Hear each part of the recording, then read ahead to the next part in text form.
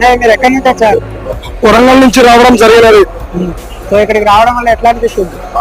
ఇక్కడికి రావడం వల్ల ఆ శ్రీకాళహస్తీశ్వరుని యొక్క నిర్వేదిక కృపా కటాక్ష వీక్షణలు మా యందు ఉంచి ఈ యొక్క యాత్రలో ఎటువంటి ఆటంకం లేకుండా ఆ యొక్క స్వామివారి యొక్క దర్శనము, అమ్మవారి యొక్క జ్ఞాన ప్రసూడమ్మ అమ్మవారి యొక్క దర్శనము, పాతాల గణపతి యొక్క దర్శనము, శ్రీ కాలభైరవుని యొక్క దర్శనము, అలాగనే దక్షిణామూర్తి యొక్క దర్శనము మేము చేసుకోవడం జరిగినది.